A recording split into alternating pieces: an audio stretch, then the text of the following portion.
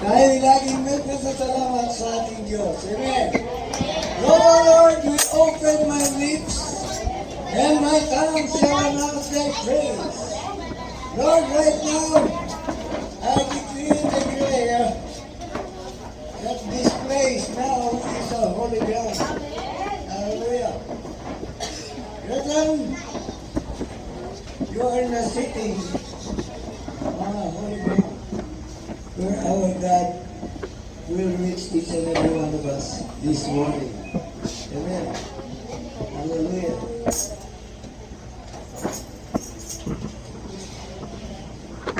The prayer has been given.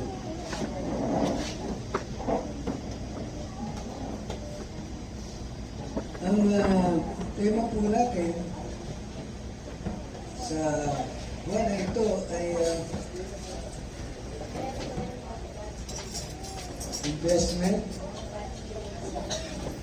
to God's kingdom. Investment to God's kingdom. Amen. Mahirap gumawa ng isang salaysay kung ito ay isang araw lang po ito. Kasi po sa isang talagang mangaral, it takes time para siya makabuo ng isang ikakayano rin ng design. However, dahil po sa nagdako ng ating health factor sa Sursugon, tayo po'y nakabutusan na pasamantala mo ng tumayo sa kanya kapakanan. Okay po, pinamagatan ko po ito.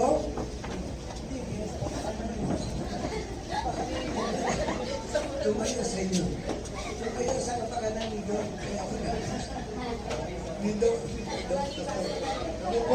Okay na po yan.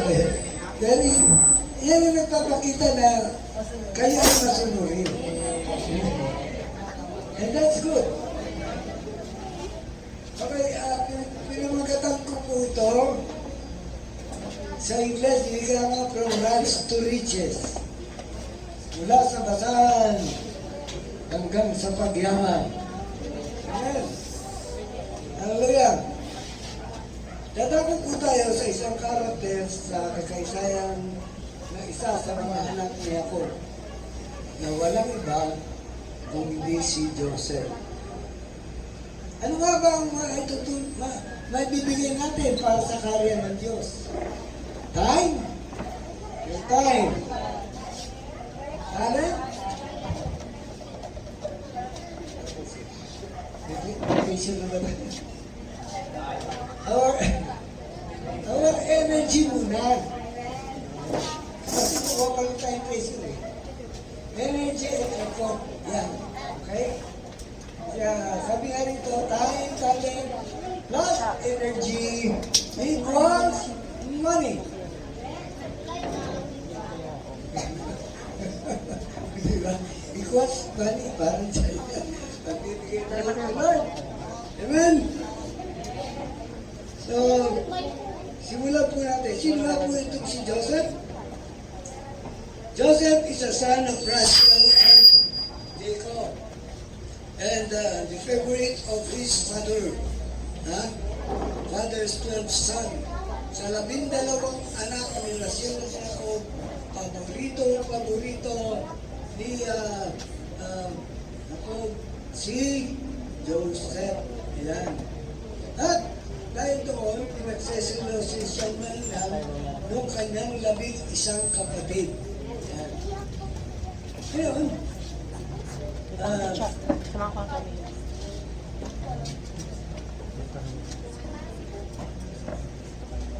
dahil dun sa pagsiselos na yun, ipinahita tuloy si Joseph sa mga taga-Egypto. Amen? Oo. Ayan. Ayan. But, doon sa katuloy-tuloy ang kasaysayan, makikita natin na naging apple of the eye ni Paraon si Joseph doon po sa Egypt. Amen? So, kasi pagka tinapos kami ng istorya, di ba? Tinanggap ang buong pamilya nito sa Egypt at doon sila pinagpala. But what happened in between those times? naidulot ni Joseph, mahirap na from rags to riches na Hello? But Joseph ay mayroong Diyos.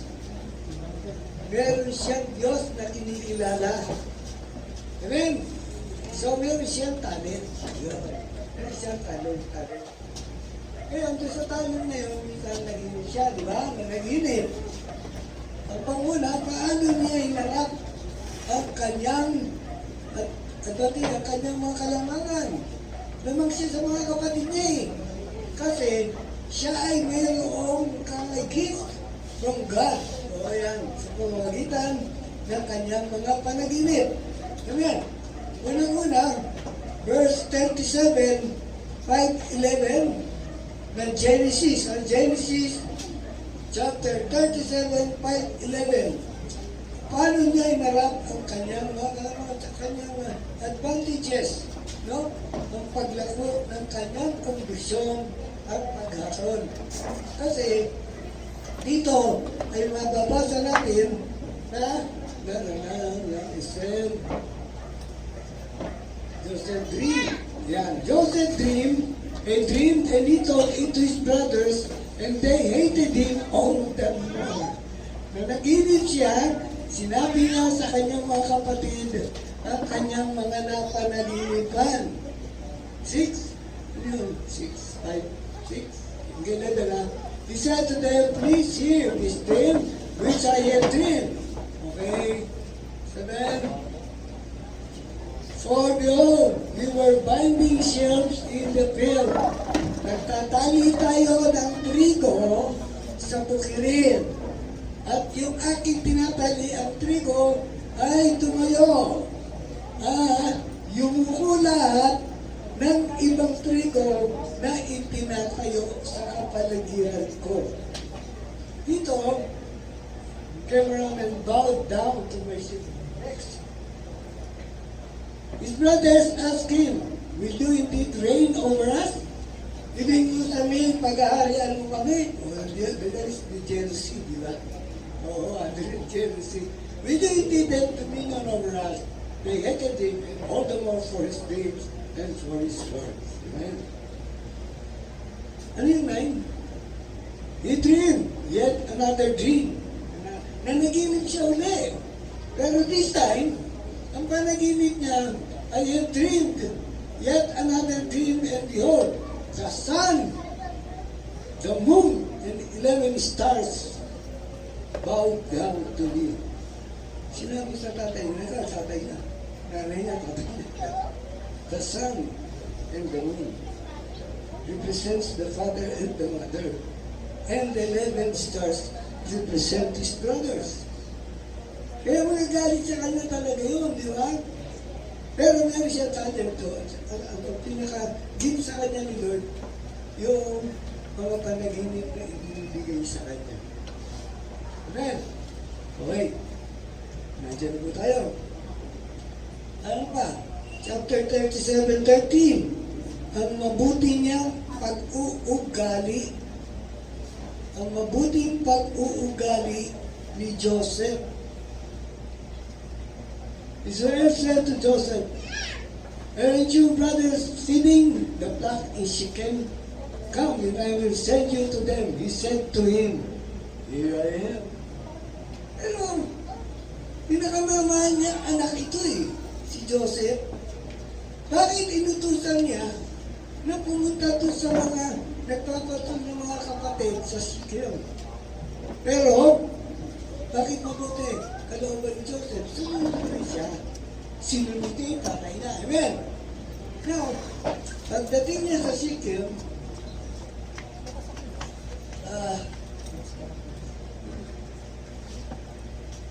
hindi niya dinang nandun yung mga kapatid niya. Meron siyang nakasagot na siya mga sabi, nagpunta sa Dotan. So, tumuloy na lang si Joseph sa Dotan at doon nakita niya yung mga kapatid. Ngayon,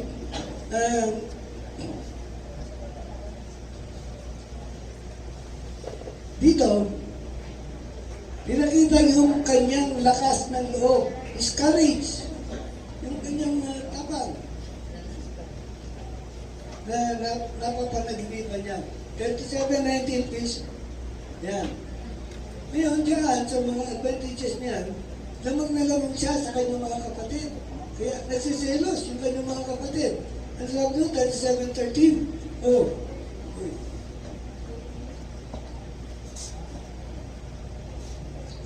Hindi, 37-19, yes. Yan, 19-19.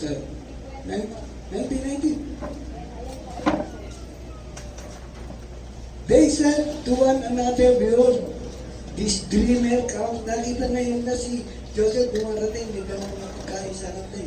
O, ayun na si mahilig managinip. Sabi ng mga kapatid, ayan na. Pero pinakita ni Joseph na bagamat galit sa kanya yung kanyang mga kapatid, pinakita niya sa kanila yung kanyang kababaang loob. No? Diba? Yung persecuting ka, mga labing-isa yun. Labing-isa yung nag-persecute sa'yo. Nag-iisa ka lang. At di ko ano pa eh. Tinatangka nila si Joseph. No? Napatayin. Wag! Sabi ng isa. Iulog na lang natin si Bala. Tapusan natin ang dugo ng matupa yung balaban niya. Pag di natin sa bata eh.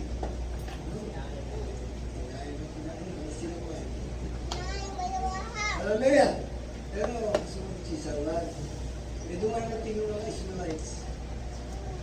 Nag-petalize. Bintan lang natin. Sabi niya, sa mga Ismailites.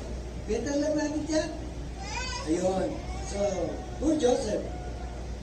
Siyempre, nilulog siya sa balong, pagkatapos, umihaw siya, umiiyak siya. Siyempre, iyan ano? Saan siya tayo bubuhay?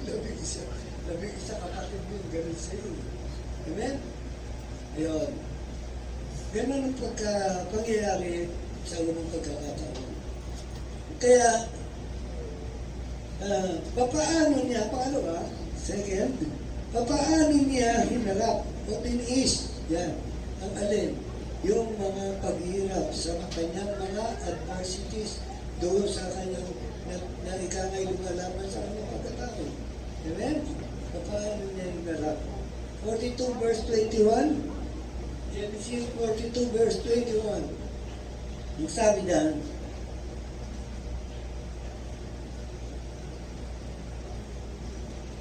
they said to one another, we are certainly guilty concerning our brother, in that we saw the distress of his soul when he begged us and we wouldn't listen. Therefore, this distress has come upon us. Hallelujah. Umiyak. Umiyak si Joseph. Pero hindi siya pinasinukan niya mga kapatid. Tapos sabi ng mga kapatid, ngayon, yung nasinaya sa tayo naman ngayon, diba? Kaya na yan, ang galing mo sa kapatid mo. Pero sa bandang rin, nagsisisi ka rin. Amen? Kaya si Joseph ay umiyak. Pangalawa, 39 verse 8, sapagkat si Joseph ay napunta sa Egypt, na ibenta kay Potiphar, at nanirahan sa palasyo ng gobernador. Si Potiphar ang gobernador. Dito, nakita ng gobernador na pinagpapala yung kanyang lugar. Nandun na si Joseph. Kaya ginawa niya tagapamahala. At sa araw, si Joseph ay, si Potiphar ay pupunta sa ibang lugar. Kaya sabi na, ni Potiphar kay Joseph, pinamamahala ko sa iyo ang lahat ng bagay dito sa palasyo ito. Subalit, asawa ko lang ang hindi mo pwedeng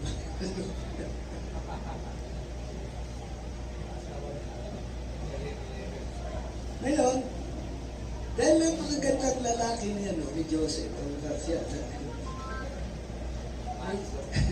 medyo, nagustuhan. asawa ni Potiphar. Kaya nga, pangalawa dyan,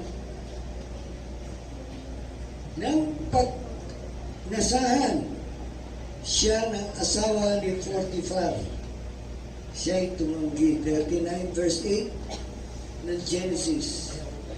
Kasi iayaya ng asawa ni Potiphar na si King siya. Pero sabi niya riyan, but he refused, and said to his master's wife, behold, my master doesn't know what is with me in the house, and he has put all that he has into my hand. Okay. Yun, bilin niya siya, sinagot niya. Nirefuse niya, tinanggihan ni Joseph. Isang araw, muling nandoon si Joseph at nag-aayos ng mga bagay-bagay kasi isang mamahala, di ba? Ang ginawa nitong asawa ni Potiphar, inagaw yung balaban ni Joseph. At siyempre, si Joseph tatakbo. Amen. Sumigaw ngayon yung babae, natakbo yung gwardiya. Sabi mo, hahalayan ako. Kaya ngayon, tinago na yung kanyang balaban. Hanggang sa dumating si Potiphar. Nang dumating naman si Potiphar, kinuwento. Kaya maniwala dahil lang na hawak-hawak yung balaban. Di ba? Kaya si Joseph ay ipinakulong ni Potiphar. Isipin mo yan? Pero may talento siya. Meron ba siya energy? Meron! Sino mo, bugbugin ka eh. Ang lakas ng katawan mo. Tapos dali ka, benta ka pa, di ba? Okay, eto naman, ipinakulong na. Ipinakulong sa kulungan ni Paraon. Sinama doon sa dalawang nakakulong. Amen? Dito, nang siya'y pagbintangan. Pinagbintangan na siya, di ba? Yung asawa, di ba? Nang siya'y pinagbintangan, pangatlihan, nagministeryo siya sa iba. Genesis 40, 6 and 7. Ito maganda to, makinig. Nung nandun sa kulungan si Joseph, may nakasama siyang bilanggo. Ang isa, taga-prepare ng alak ng hari. At yung isa, taga-pinunong panadero. Kaya ngayon, Joseph went into the morning and saw them. Ayan. Isang araw doon. Nakita ni Joseph, bakit malungkot yung dalawa? Yung punong panadero at yung timpla ng alak ng nanay. And so that they were sad. Lungkot na lungkot yung dalawa. Amen? Now, kaya nga sabi rito, nung siya'y pagbintangan, nag-ministeryo si Joseph sa dalawa. Ito yung dalawa. Bakit? Bakit malungkot kayo? Kasi sabay kaming nanaginip. Ganun ba? Pero walang makapagpaliwanag ng napanaginipan namin. Ikinuwento nila ngayon yan kay Joseph.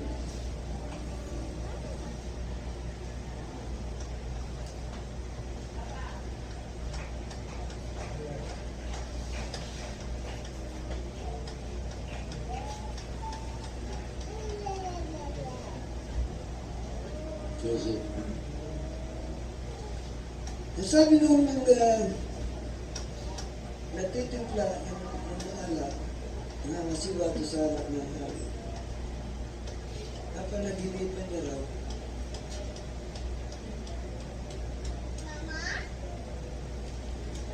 na merong ubas, ulo ng ubas, na nagdahon sabay ng ulaklak at nagbunga. Sino yung bigla, no? Dahon ka lang na, ulaklak na, nagbunga.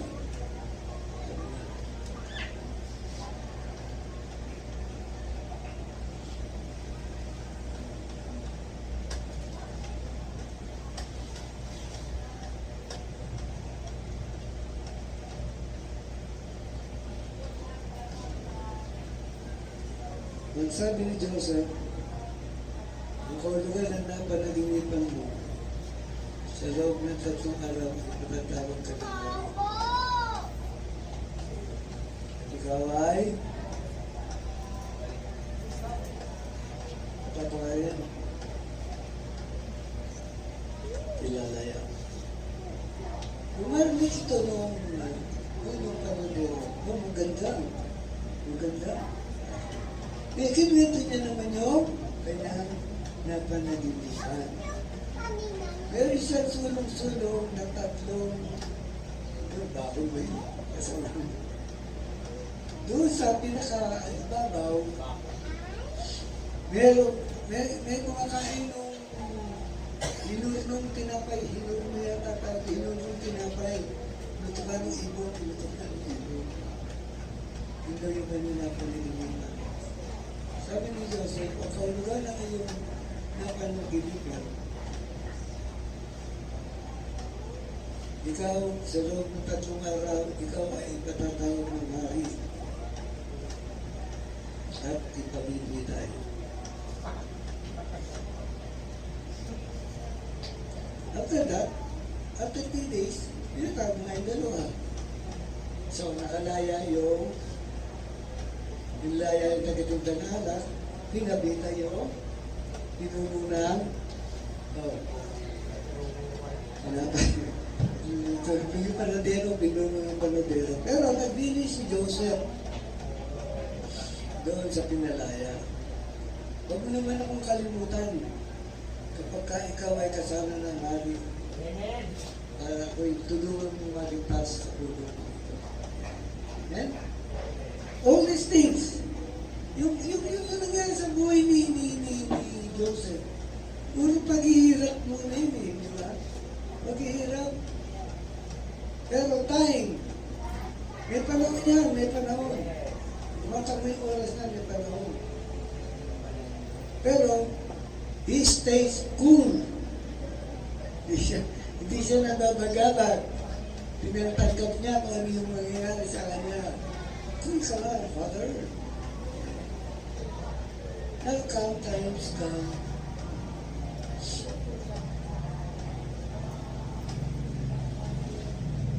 Ang dali na lang ginamit mo. Kasi mahaba ito eh.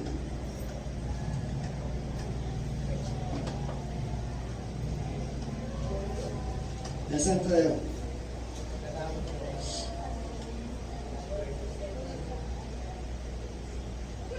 Nandun na tayo sa 3. Paano niya hinarap ang kanyang advantages, yung kanyang pagsulong, o kaya yung kanyang pag-asenso. Di ba? Nalaya na siya eh. Nakalaya na siya. Okay? Okay, dahil siya yung nagpaliwanag doon sa napanaginipan mo. Diba? Okay. So, paano niya hinarap ang kanyang advantages? Pag-asenso, pagsulong. Una, si Joseph at ang kanyang asawa, 41-5, Genesis 41-5. Si Joseph at ang kanyang asawa, binigyan ni Paraon si Joseph ng bagong pangalan sa Pera Panea at ipinakasal sa kanya ang anak ni Potipera, ang pari sa Heliopolis. Now, bilang gobernador, promoted si Joseph, kasi naipaliwanag niya yung panaginip ng hari, promoted. Nakita niya kasi, nung nakasama si Joseph, yung Egypt, tumasagana eh. Ngayon, ginawa siyang gobernador. Amen? Gobernador na si Joseph. Hello? From rags to riches. Amen? From rags to riches. Pero look at the talent. Look at the time na pinagdadaanan niya. Hello? Di ba medyo mahirap? Lagay niyo yung sarili niyo sa sapatos si Joseph. Kayo kaya yung ihulog sa balon. Kayo kaya yung, di ba? Isama, ibenta, bilang alila. Ginagas ang lahat yan. Pero, hindi siya bumibitaw sa akin ng Diyos. Diba? Kung sabi niya, sa sabi ni 45, hindi ko magagawa yung ganyang kasalanan sa aking Diyos. Hello? Hello? Sapagkat talagang meron siyang Diyos. Natatakot siya sa Diyos. And God, ang nagbibigay sa kanya ng magagandang panaginip. From rods. Ngayon, mayaman na si Joseph. Naging gobernador na si Joseph at nilibot niya ang lupain ng Egypto. Dahil magkakaroon ng taggutom sa loob ng 7 taon. Kaya itong pagkilos niya sa naunang 7 taon, pagkala niya sa buong Egypto, lahat ng inani, iniimbak sa bawat syudad, iniimbak sa bawat syudad, iniimbak sa bawat syudad. Amen? Kaya ito, nagkaanak pa ng dalawa ito eh. Si Joseph, doon sa kanyang napangasawa. Ngayon, si Joseph at ang kanyang mga kapatid. Yan, 45-15.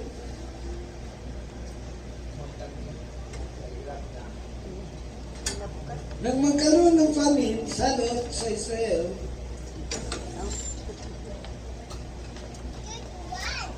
ito sa ni Jacob ang kanyang mga anak, punta kayo sa Egypt, bumili kayo ng may mga kakain, di ba? Yung mga inipon nilang ani, no? Kaya during the time, kahit na may tagutom sa ibang lugar, sa Egypto ka lang makakabili ng pagkain. Maganda yung story ito. Eh? Kaya si Joseph, nung pagdating ng kanyang mga kapatid, hindi mo na siya nagpakilala. Ilang taon na wala eh. Di ba? Hindi siya nagpakilala.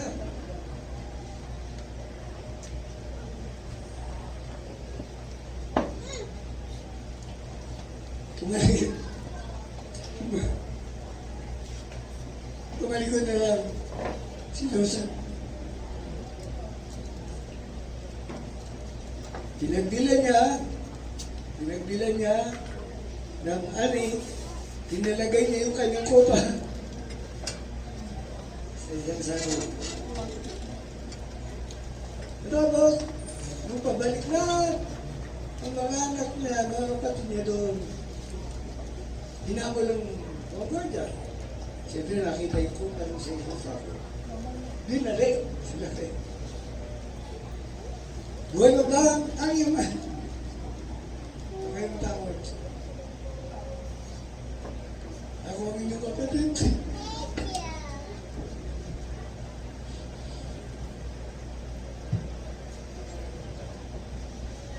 Buhay pa ba? Buhay pa ba? Isama nyo rito. Pati si Benjamin. Kanyang gusto kapatid.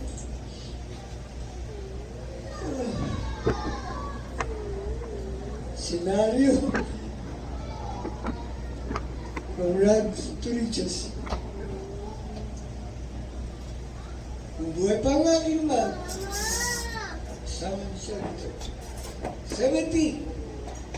Itong pong Israelites ang nakapasok sa ito. 70. Ito po lang, di ba? At sa Egypt, dumami ng dumami ang mga Israelites. Ang topic natin,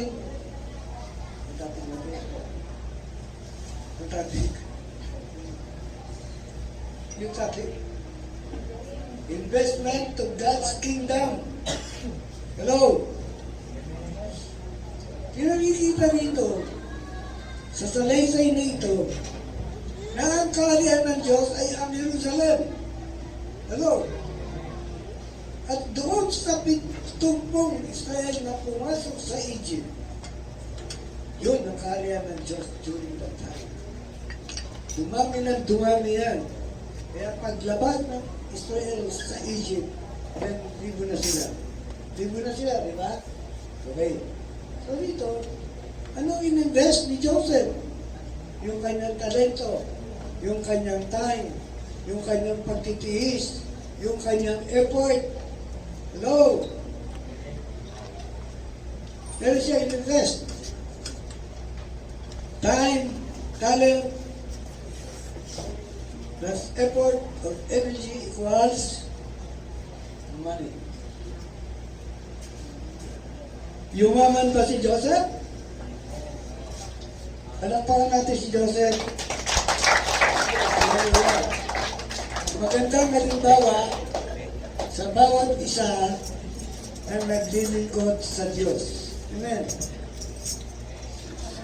Diyan, marami dyan nakikita tayo mga bagay na ginawa ng ating mga ating mga naglilingkod kay Lord.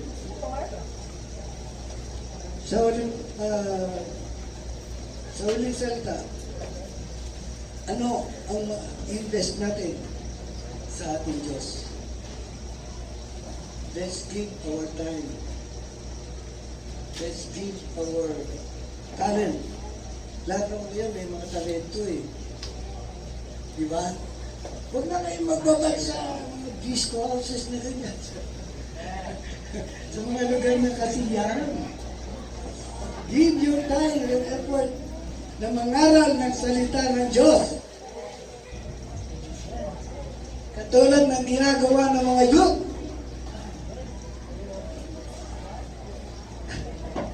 Pupunta sa Starmall para mangalap ng kaluluwa. Palakpakan natin ang ating mga youth.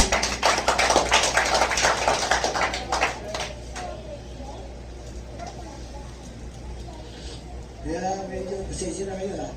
Kasi mababa. Pagka pinabasa ko yan, ulit-ulit, ganun na naman sa amin. Naaalala ko lagi. Kaya mga kapatid, mahal natin ng Diyos. So let us give our time, our talent, our energy, para po makatulong tayo sa kaharian ng Diyos. Amen.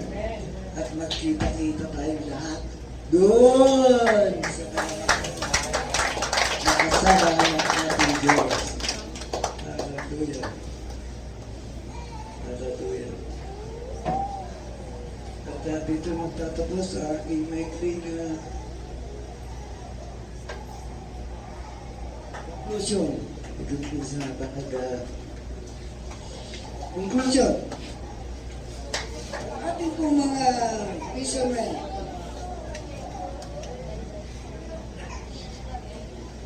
ating mga apostol, iniwan ang kanilang kayamanan. Mayaman sila sa Egypt. Di ba?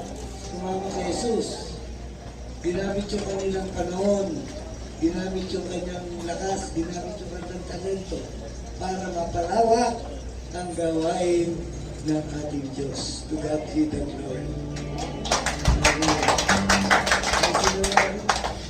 Mga banal, maraming salamat po sa katatapos na gawain nito. Gawain ko po nabigyan namin ng kasiyahan ng Lord. Sapagkat ikaw yung Diyos, ang tinataas po naman sa umagang ito. Lord, maraming salamat na may padala pa ng isang katulad ni Joseph. O musbong nawa dito sa aming BSMI Ministry, Panginoon. Ang mga taong gagamitin mo na katulad ni Joseph, Panginoon. Lord, tulungan po ang bawat isa sa amin na mapagulay-gulayan, Panginoon, ang mga bagay na maipagbilingkod pa namin sa iyo sa abot ng aming kakailangan. Pagkalain po ang bawat isa, Panginoon. Maging yung mga nagpunta po ngayon sa susunod, Panginoon.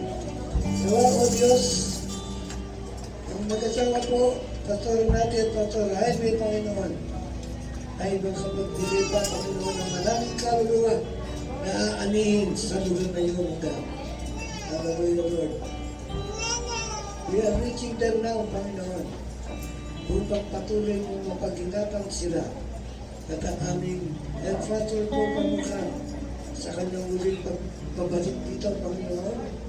Aming dalangin na kung paano mo siya dinala doon ng ligtas ay ibabalik mo siya dito sa amin na walang nakaramdaman at ligtas sa aming muli na kapapala. Maraming salamat po, Panginoon. Nawa, kung nabigyan ng kasiyahan, Panginoon, at nawa ang mga salita mo ito mo sa puso ng bawat isang nakapakamit sa ulang ito. Sa iyong kaluwalhatian, kadakilaan, Panginoon, sa tanging pangalan ng iyong anak na si Jesus. Amen. Amen.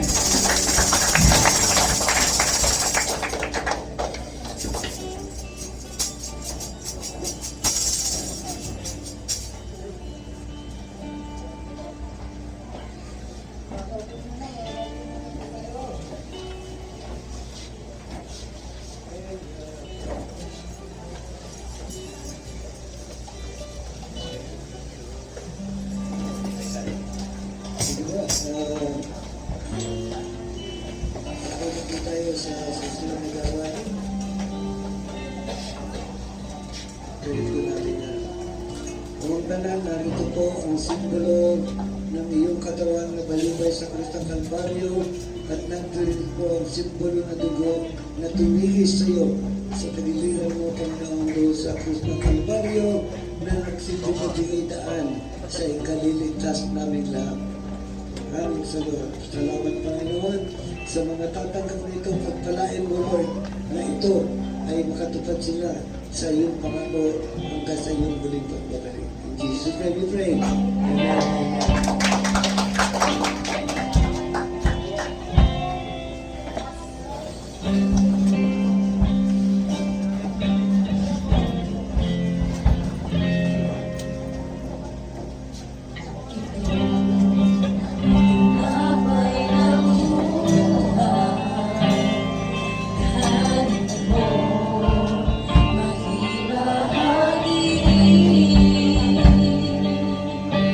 Ito ang tingnan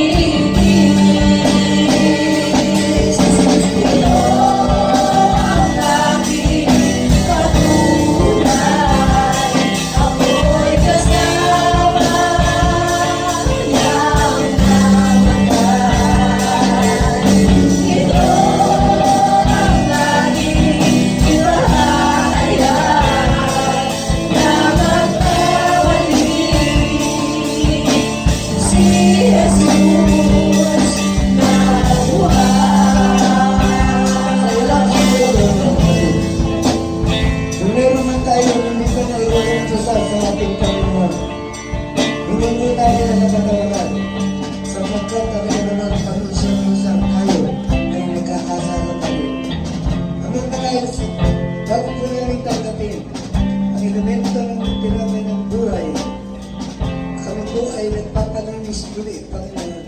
Ano bang karamihan pa ang iyong nakikita sa puso ng bawat isang nakatayo sa iyong harapan? Lord, patawarin mo po. Maraming salamat po. Tinatanggap po namin ang iyong kapatawaran. Itaas po natin ang simbolo ng tinapay. Sapagkat ito, ang turo na tinanggap ko mula sa Panginoon at ibinibigay ko naman sa inyo. Noong gabi siya ay ipagkanulo ang Panginoong Yesus ay dumampot ng tinapay, nagpasalamat at pinagpira-pira sa iyo at sinabi, ito ang aking katawan na inihahandog para sa inyo. Gawin niyo ito bilang pag-aalala sa akin sa Beto.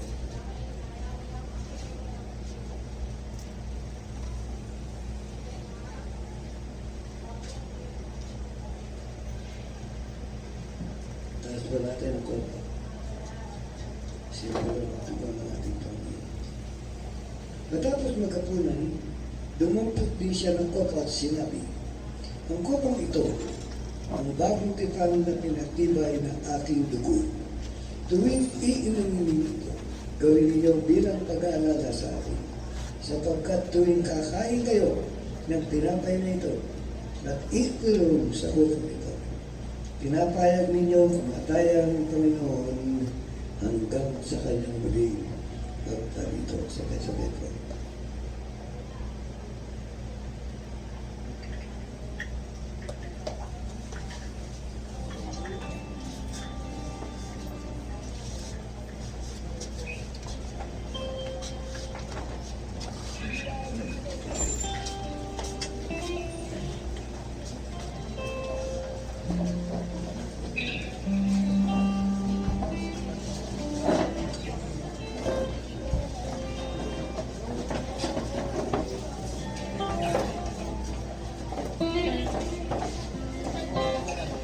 Pwede na po tayo magsimpo mga kapatid. Tayo po ay na-bless po ba kayo sa message ng ating Panginoon? Na mag-invest daw po tayo sa kaharian ng Diyos. Investment in God's Kingdom. Amen po? Ano po ang kailangan natin i-invest? Time, talent, energy, effort equals money, kaya nga treasure, di ba? Time, talent, treasure. Ngayon po, nadako naman po tayo sa isa sa mahalaga sa gawain ito para sa Panginoon. Ito po ay pag-i-investment.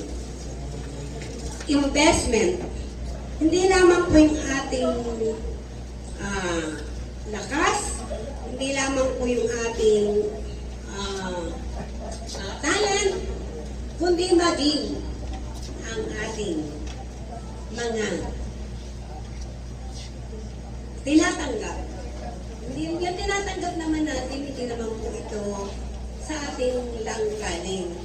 Kung hindi po ito pinapahintulot ni Lord. Gusto niyo po bang pagpalain kagaya ni Joseph?